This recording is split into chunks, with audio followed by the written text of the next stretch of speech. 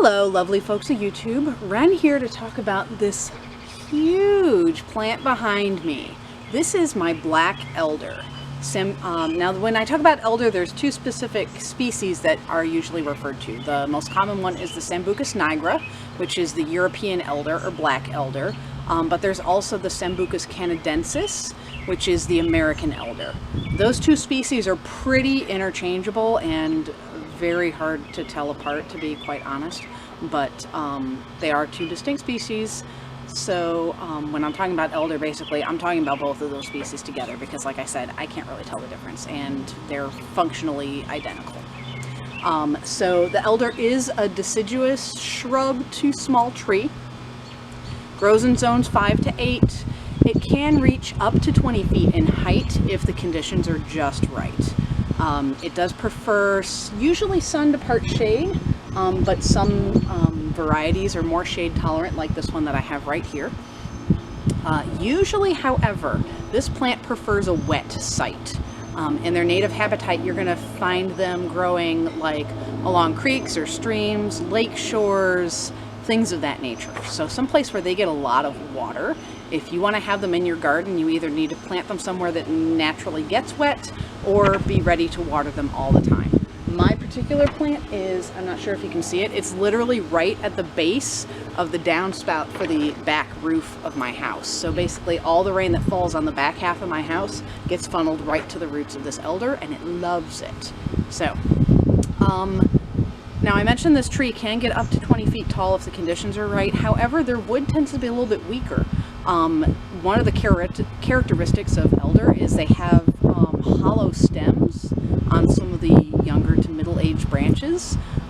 In fact, one of the theories of where the name elder came from is the Anglo-Saxon word ellen, which means to kindle, because they believed that they would use the hollowed stems of the elder as sort of as straws to sort of blow onto a fire that they were kindling in order to help it get started. So, but yes, that hollow nature to it makes good panpipes, but not so good for bearing a lot of weight. So sometimes they can be kind of a fragile tree. I find that I have a lot better results with my elders if I kind of prune them a little bit and keep their height in check a little bit, and they get more full that way, and also less likely to kind of collapse under their own weight. So I mentioned that there are different cultivars in the horticultural world. There is a whole lot of different cultivars. This particular one, this is a showy cultivar of elder. This does not look like the normal wild elder, which has very plain green compound leaves on it. This one, the green leaves are replaced with these sort of dark purple sort of lacy cut leaves. This particular cultivar is called black lace, but there are other cultivars out there who are still green but have variegated leaves and all different kinds of habitats. I've seen a yellow elder recently, like a chartreuse colored one. It's pretty amazing some of the things that they've been doing with this plant. So regardless of what your color scheme in your garden may be, you can probably find an elder that would fit it. It's just a matter of having the right sun and shade combo and the right amount of moisture for your plant. So one of the things I particularly want to mention about this plant is actually poisonous. The wood, the leaves, they're toxic. It was traditionally used in a lot of traditional medicinal uses, but most commonly it was used as a purgative, which means something that makes you throw up and shit your brains out. Not recommended. It's a purgative because it's poisonous and your body is trying to get rid of it. So don't do anything with the wood or the leaves. However, that being said, although the wood and the leaves, the bark and etc. are toxic, the flowers actually are not. And neither is the fruit as long as it's cooked. That's the key. So the flowers are very widely made into a lot of flavorings and confectionery beverages, particularly around this time of year. I know in Europe I have found elderberry flavor or elderflower flavored sodas, usually around midsummer, which is right around the time that this is blooming.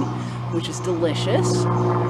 Personally, I love to make elderflower cordial out of the flowers. They have sort of a very distinctive musky but also citrusy kind of aroma to them. It's really good if you like that sort of thing, and I do. But you can also actually like dip the flowers in batter and fry them to make fritters out of them. You can dry the flowers for tea, although they don't hold their color very well. They don't look as pretty as they do.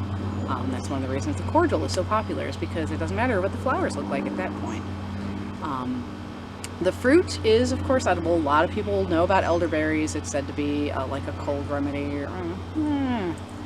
I can't really speak to the efficacy of that, but the fruit is safe to eat as long as it's cooked or processed in some way. The seeds are poisonous just like the rest of the plant. So only the fruit, not the seeds. If you don't cook or process the fruit in some way, it will give you horrible GI upsets. So I don't recommend that either. But yeah, fruit is okay if you can beat the birds to it. I never get any fruit because my birds always get to it before I do, because you have to wait for it to be fully ripe, otherwise it's not safe. And then the instant it turns fully ripe, the birds eat it all. So I usually just stick to the flowers personally. So this plant has a huge range of folklore and legends surrounding it. Traditionally, it can be associated with Venus. Cultivar certainly associates this plant with Venus, which makes sense given its nature where it loves water. Associating it with the element of water also makes sense as well. But I've also seen some people like Corinne Boyer, who associates this plant with Saturn, which I can definitely also see as well. And of course, it's very widely associated with goddess magic, particularly dark goddesses. Goddesses of that waning moon, sort of end of the road kind of magic. Lots of folklore around this plant attribute it to being protective. It's said that if you plant this plant next to a house, everyone in that house will be protected from evil magic, from lightning, from sorcery, etc., etc. However, a lot of that protection that elder grants is based on whether or not it is respected. So, elder could also be seen as a very vengeful plant if you cross it. Most elder trees or shrubs in folklore were seen to harboring their own spirit, which is usually considered to be a witch spirit. And it was said that if you were to ever harvest anything from an elder, you basically had to use an incantation in order to be able to do it safely, and the most common one being a promise to the elder, basically saying something along the lines of, Lady Elder, I ask that you let me harvest this wood from you, and in exchange you can harvest wood from me when I'm a tree. So there's that. But yeah, lots of folklore around the elder tree. People would make charms from the elder wood, hanging them above doors and windows. That would have this same sort of protective aspect of planting the plant right outside your home. Protecting you from the, lightning, magical attacks, etc., etc. A lot of the times in some places in the world, the deceased would be buried with an elder charm, which was basically two sticks that were tied together in a cross shape on their chest. And that was sort of seen as being protective for their spirit as they traveled to the underworld, which is where those Saturn associations come in. A lot of associations with the travel to the underworld with this plant. People would take their sins or sorrows, write them on a piece of paper, and then bury that paper at the roots of an elder tree in the hopes that the elder would sort of transmute that, carry it down to the underworld where it would be transformed and released. There's some folklore about actually planting an elder on the grave of a person, and if it flourished, it showed that that person was happy in the afterlife.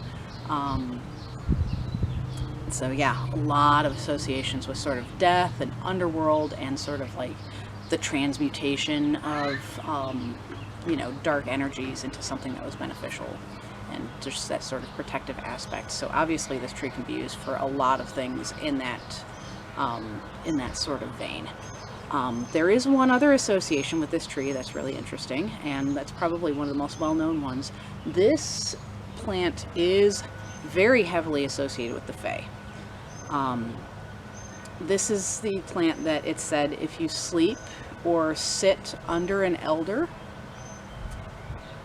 at midnight on Midsummer's night, you have a chance to see the procession of the Fae court.